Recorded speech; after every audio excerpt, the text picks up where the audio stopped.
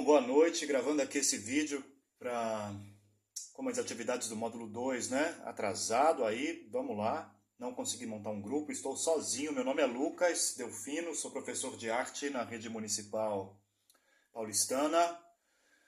O primeiro tópico assim, que eu quero abordar com vocês aqui é sobre essa dimensão da linguagem como elemento constituidor do pertencimento social. Eu estou salientando para além da fala, texto, né? Isso eu achei muito interessante porque me parece que no trabalho com crianças, de forma geral, gestos, acenos, movimentação do corpo, expressão facial, expressão de cansaço, exaustão, tristeza, euforia, entusiasmo, tudo isso é uma dinâmica constituidora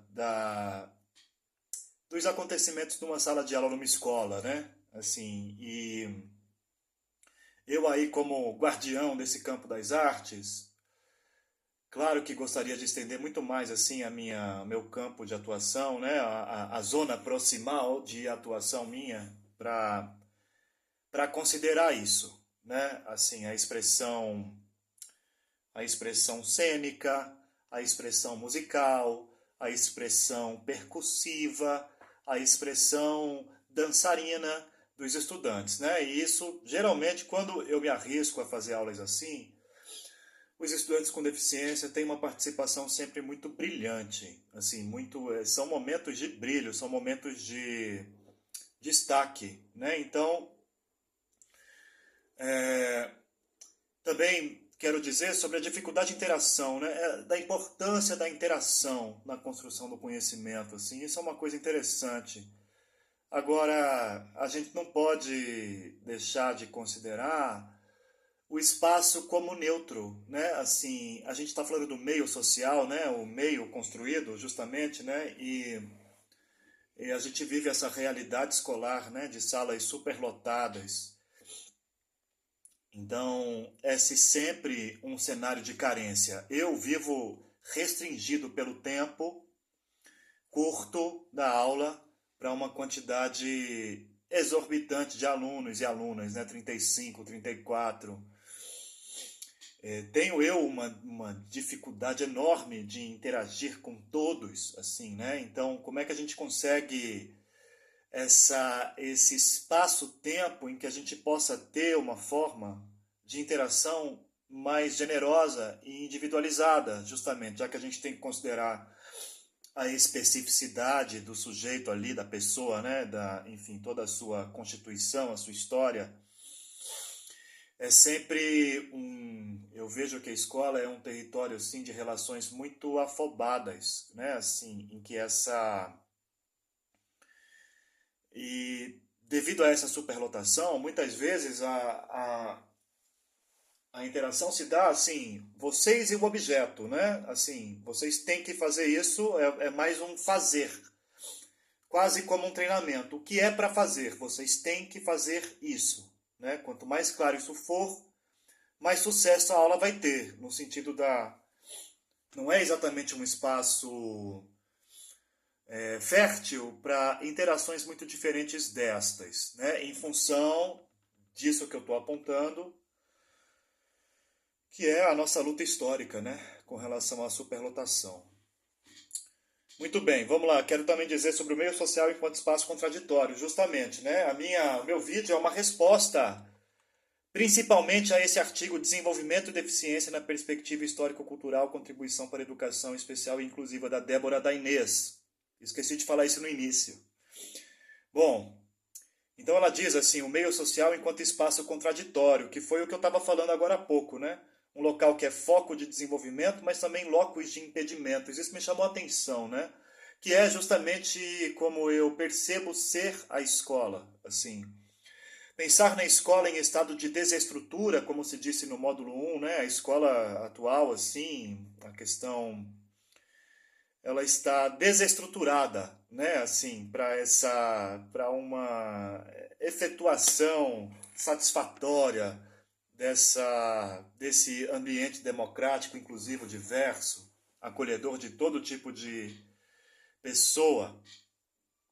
E me espanta a nossa dificuldade em problematizar justamente os espaços e tempos escolares. São poucas as escolas que se aventuram a questionar o tempo de aula, a questionar e a enfrentar, né, a maneira como a nossa rotina é toda fragmentada e essas lógicas, né, assim, que a gente tem como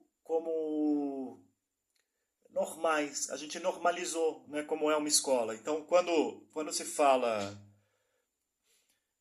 então é isso, né? O espaço é uma construção social e que construção é essa? Não é um território neutro, não é um cenário somente onde se desenrola a ação da aprendizagem, mas ele está implicado na aprendizagem, né? Então, nesse sentido, eu falo do meu tempo curtíssimo, né, com crianças de Fundamental 1. Como é que se pode pensar numa escola mais viva, mais permeável, né? Então, ela fala problematizar a forma como o meio social está estruturado para receber e lidar com as especificidades das condições orgânicas, inclusive as nossas próprias condições orgânicas, como, por exemplo, o intervalo entre as aulas.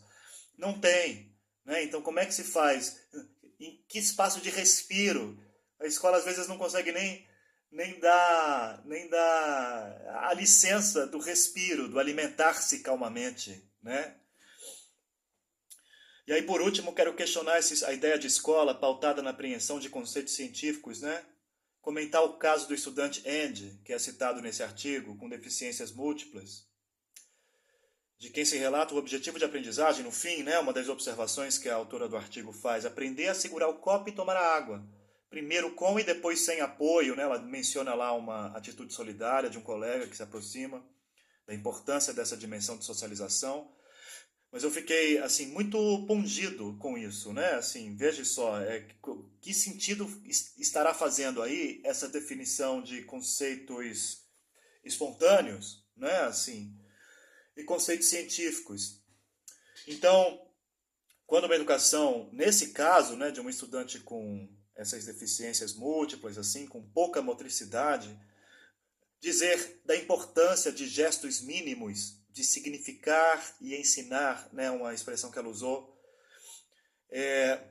quando o aluno, os trunfos dele é responder aos estímulos e se expressar afetivamente, né?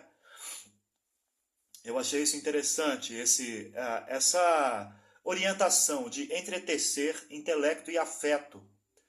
E aí me parece que isso escapa um pouco a essa dimensão de ciência desafetada, né? A uma ciência que sobrevoa o real, né? O ato espontâneo da divisão, sem o saber da fração, tá? No início, tá bom, eu entendo também.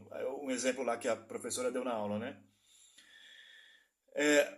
Me parece que põe a escola, na minha opinião, tá, frente à valorização e à apreensão de valores existenciais, assim, valores humanos, né, numa direção de uma educação para os direitos humanos, assim. Por exemplo, colaboração como objetivo de aprendizagem, né? Solidariedade como objetivo de aprendizagem, paciência como objetivo de aprendizagem, observação como objetivo de aprendizagem, e não exatamente a apreensão dos conceitos científicos assim num contexto de mundo doido, né? Assim como esse que a gente tem agora, em que a capacidade de concentração das crianças, dos adultos é cada vez menor. Então, eu quero demonstrar aqui que eu achei interessante essa transição dos conceitos espontâneos para os científicos, mas que eu acho que a gente aí está-se um ponto de questionamento também, em especial quando se fala de pessoas com deficiência. Compreendo assim como participadores, né, partícipes assim na cultura, né? Agora, que culturas são essas? Que cultura é essa da escola? Que cultura é essa humana que aí está, né? Enquanto professor e adulto, assim, eu me ponho essas frentes críticas, assim, para tentar construir uma escola mais humana, mais acolhedora, porque para mim a estrutura escolar ela desbanca esses intentos nossos. Obrigado, tchau.